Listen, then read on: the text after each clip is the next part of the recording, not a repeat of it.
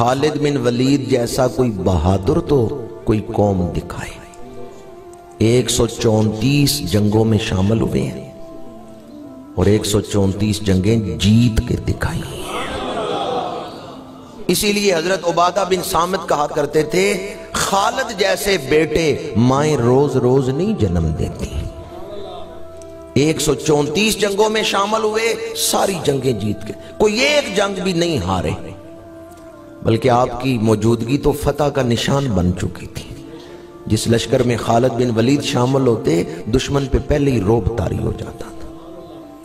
شروع میں تو خالد بن ولید مشرکین مکہ کے ساتھ تھے، احد کی جنگ میں مشرکین کے ساتھ تھے۔ صلح حدیبیہ کے بعد کا واقعہ ہے، ان کے دو بھائی ان سے پہلے کلمہ پڑھ چکے تھے، ہشام بن ولید اور ولید بن ولید۔ وہ مدینہ منورہ میں تھے، ہجرت کر کے مدینہ شریف آ چکے۔ جناب ہشام نے خط لکھا حضرت خالد بن ولید کو، غلام کے ہاتھ رکا دے کے بھیجا کہ جاؤ جا کے میرے بھائی خالد کو یہ میرا پیغام دو۔ اس میں کیا لکھا تھا انہوں نے؟ اے خالد، تیرے جیسا عقل مند ابھی تک اسلام سے دور ہے، میں اس پر بڑا حیران ہوں۔ کیسے دعوت دی ہے انہیں اسلام کی، میں اس پر حیران ہوں کہ تیرے جیسا عقل مند، اس نے اسلام پہ غور ہی نہیں کیا۔ اگر تو عقل سے کام لیتا تو اسلام قبول کر لیتا، غور کر اسلام پر۔ جس طرح صحابہ نے اسلام کی تبلیغ کی ہے نا، ہم ان سے رہنمائی لیں تو ہمارے لیے اسلام کی تبلیغ کرنا آج آسان ہے۔ جو بھی عقل مند عقل سے کام لے گا وہ اسلام سے دور نہیں رہ سکتا۔ اسلام کی تعلیمات پر، اسلام کن چیزوں کی طرف بلاتا ہے، اسلام کن چیزوں سے روکتا ہے، اور پیغمبر اسلام محسن انسانیت کی سیرت کیا ہے۔ خالد بن ولید کہتے ہیں میرے بھائی نے خط لکھ کے میری توجہ اس طرف کروائی، صرف جذبات سے ہی کام نہ لو، عقل سے کام لو، دھیان دو اسلام کی تعلیمات کی طرف۔ خالد بن ولید کہتے ہیں اب میں نے غور کرنا شروع کیا، میرے دل میں اسلام کی محبت پیدا ہو گئی۔ میں نے جب حضور کی سیرت پر غور کیا، احد کا وہ منظر میرے ذہن میں آ گیا، جب ایک جتھا حضور کی طرف بڑھ رہا تھا، یہ مشرکین حضور پر تیر پھینک رہے ہیں، یہ نیزے لے کے حضور کی طرف بڑھ رہے ہیں، اور حضور کی پیشانی مبارک پہ زخم آیا ہے، تو آپ دعا کیا کر رہے ہیں؟ یا اللہ ان کو معاف کر دے، یہ مجھے پہچانتے نہیں ہیں۔ خالد بن ولید کہتے ہیں میرے دل میں احد کا وہ منظر یاد کر کے حضور کی محبت پیدا ہو گئی۔ ہم کیا کر رہے تھے اور اللہ کے نبی کیا کر رہے تھے؟ دشمن تیر برسا رہے تھے اور حضور دعا کیا کر رہے تھے؟ یا اللہ ان کو معاف کر دے، یہ مجھے پہچانتے نہیں، ان پر عذاب نہ نازل کرنا، یہ مجھے پہچانتے نہیں۔ حضرت خالد بن ولید کہتے ہیں پھر میں نے خواب دیکھا، میں ایک تنگ جگہ میں ہوں، تاریک جگہ میں ہوں، وہاں سے میں نکلا ہوں تو آگے کھلا میدان ہے، اس میں روشنی ہے، اس میں خوشبوئیں ہیں، اس میں ہریالی ہے۔ صبح اٹھ کے میں نے فیصلہ کیا یہ جو اندھیرا ہے نا یہ کفر ہے، جو روشن میدان ہے وہ اسلام ہے، یہ جو بدبو والی تاریک جگہ ہے یہ کفر ہے، اور وہ جو ہریالی والی خوشبودار جگہ ہے وہ اسلام ہے۔ میں نے فیصلہ کیا میں مدینہ شریف جاؤں گا اور اسلام قبول کروں گا۔ مکے سے نکلے، راستے میں عثمان بن طلحہ ملے، انہوں نے پوچھا خالد کدھر جا رہے ہو؟ کہا میں مدینہ شریف جا رہا ہوں رسول اللہ کی غلامی اختیار کرنا۔ عثمان بن طلحہ نے کہا اکیلے نہ جاؤ، مجھے بھی ساتھ لے جاؤ۔ کچھ آگے بڑھے تو حضرت عمر بن عاص، وہ بھی بڑے سپہ سالار تھے، بڑے شمشیر زن تھے، اور مصر کے گورنر رہے ہیں بعد میں۔ حضرت عمر بن عاص، انہوں نے پوچھا خالد کدھر جا رہے ہیں؟ انہوں نے بتایا میں مدینہ شریف جا رہا ہوں رسول اللہ کی غلامی اختیار کرنے کے لیے۔ حضرت عمر بن عاص نے کہا اکیلے نہ جاؤ، مجھے بھی ساتھ لے جاؤ، میں بھی گھر سے نکلا ہوں تو اسی نیت کے ساتھ نکلا ہوں۔ کتنے جوان ہو گئے ہیں، حضرت خالد بن ولید، حضرت عثمان بن طلحہ، حضرت عمر بن عاص، یہ مکے سے نکلے ہیں، ادھر مدینہ منورہ حضور صحابہ کی محفل میں بیٹھے ہیں۔ حضور نے فرمایا صحابہ مکے نے اپنے جگر کے ٹکڑے تمہاری طرف بھیج دیے۔ کیا نظر اللہ نے حضور کو عطا فرمائی، کیا شان اللہ نے حضور کو، کیا نگاہ عطا فرمائی ہے۔ وہ ابھی مکے سے نکلے ہیں اور جن پر اہل مکہ کو ناز تھا کہ خالد ہمارے ساتھ ہیں، عمرو بن عاص ہمارے ساتھ ہیں، میرے آقا کریم نے فرمایا جن کی قوت پر مکے والے فخر کرتے تھے، مکے کے وہ جگر آج مدینے کی طرف آ رہے ہیں۔ فرمایا صحابہ اللہ نے مکے کے جگر جو ہیں وہ تمہاری طرف بھیج دیے ہیں، ان کے دلوں میں اسلام کی محبت پیدا کر دی ہے۔ اعلیٰ حضرت نے اس کے لیے لکھا سر عرش پر ہے تیری گزر، دل فرش پر ہے تیری نظر، ملکوت کیا ہے وہ عیان نہیں۔ اللہ نے ہر شے کا علم حضور کو عطا فرما دیا۔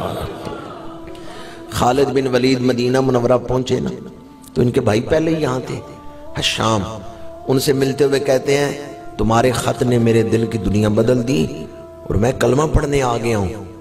ان کے بھائی نے کہا تم سے پہلے حضور نے مجھے بتا دیا ہے کہ خالد آ رہا ہے کلمہ پڑھنے کے لیے، تمہارے بتانے سے اور آنے سے پہلے اللہ کے نبی نے مجھے بتا دیا ہے کہ 3 جوان آ رہے ہیں کلمہ پڑھنے کے لیے۔ حضرت خالد بن ولید پہلے اپنے بھائی کے گھر کیوں گئے؟ اس لیے کہ سفر کی تھکاوٹ اتار لوں، غسل کر لوں اور لباس تبدیل کر کے خوشبو لگا کے تیار ہو کے حضور کی بارگاہ میں جاؤں۔ میں نے غور کیا کئی دوستوں نے جوش محبت سے کہا ہے سبحان اللہ، انہیں پتہ ہے آج بھی جب ظاہر مدینہ شریف جاتے ہیں نا تو حضرت خالد بن ولید کی سنت کو زندہ کرتے ہیں، اپنی رہائش پہ ہوٹل پہ سامان رکھ کے غسل کرتے ہیں، کپڑے بدلتے ہیں، خوشبو لگاتے ہیں، ایک ولولہ ہوتا ہے، شوق ہوتا ہے میں نے حضور کے سامنے جانا ہے۔ یا اللہ جو اس پہ محبت سے سبحان اللہ کہ اسے مدینہ منورہ حاضری کی توفیق عطا فرمائے۔ میں نے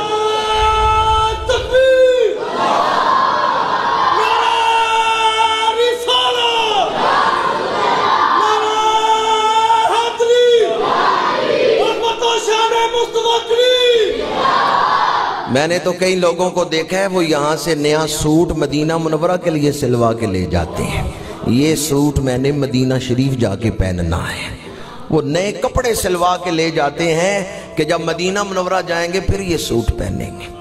اللہ محبت کا یہ تعلق اور مدینہ منورہ کی بار بار حاضری سب کو نصیب فرمائے۔ حضرت خالد بن ولید غسل کر رہے ہیں، غسل خانے میں ہیں، ان کے بھائی حشام نے آواز دی کہ خالد جلدی کرو حضور تمہارا انتظار کر رہے ہیں۔ حضور نے قاصد بھیجا ہے، حضور تمہارا انتظار کر رہے ہیں۔ خالد بن ولید کہتے ہیں اب میرے جذبات پہ قابو نہ رہا کہ حضور میرا انتظار کر رہے ہیں، میرا جی چاہتا تھا جتنی جلدی ہو سکے میں دوڑ کے حضور کی بارگاہ میں پہنچ جاؤں۔ اللہ کے نبی میرا انتظار کر رہے ہیں، حضور میرا انتظار کر رہے ہیں۔ خالد بن ولید کہتے ہیں میں سوچ رہا تھا کیسا وہ وقت ہوگا جب میرے ہاتھ حضور کے ہاتھوں میں ہوں گے، کپڑے بدلے ہیں، خوشبو لگائی ہے، تیز تیز چلتے ہوئے حضور کی بارگاہ میں آ رہے ہیں کہ حضور بن ولید حضور کی بارگاہ میں تیز تیز چلتے ہوئے آ رہے ہیں، حضور میرا انتظار کر رہے ہیں۔ کیا سما ہوگا جب یہ مکے کے 3 جوان، 3 قابل فخر سپوت حضور کی بارگاہ میں آ رہے ہیں غلامی کا پٹا پہننے کے لیے۔ حضور کی بارگاہ میں آ کے خالد بن ولید حضور کے سامنے دو زانو بیٹھے، عرب کا شمشیر زن آج حضور کے سامنے دو زانو بیٹھے، دونوں ہاتھ پیش کیے ہیں بیعت کے لیے، توحید و رسالت کا اقرار کیا، اللہ کی وحدانیت، حضور کی ختم نبوت کا اقرار کیا۔ کلمہ پڑھنے کے بعد عرض کیا یا رسول اللہ کیا میرے پچھلے گناہ معاف ہو گئے؟ حضور نے فرمایا ہاں پچھلے گناہ معاف ہو گئے۔ یا رسول اللہ میری تلوار ایک عرصے تک اسلام کے خلاف چلتی رہی ہے، کیا میرے سارے گناہ معاف ہو گئے؟ حضور نے فرمایا ہاں، اسلام کی یہ شان ہے کہ جو اسلام قبول کرتے اللہ اس کے پچھلے گناہوں کو معاف کر دیتا ہے۔ اب پہلی خواہش جو حضرت خالد بن ولید نے کلمہ پڑھنے کے بعد حضور کی بارگاہ میں پیش کی ہے، یا رسول اللہ میرے لیے دعا فرمائے۔ حضور نے دعا کے لیے ہاتھ اٹھائے، حضور مانگ رہے ہیں، صحابہ آمین کہہ رہے ہیں۔ کس کے لیے مانگ رہے ہیں؟ خالد بن ولید کے لیے۔ کیا مقدر ہیں حضرت خالد بن ولید کے؟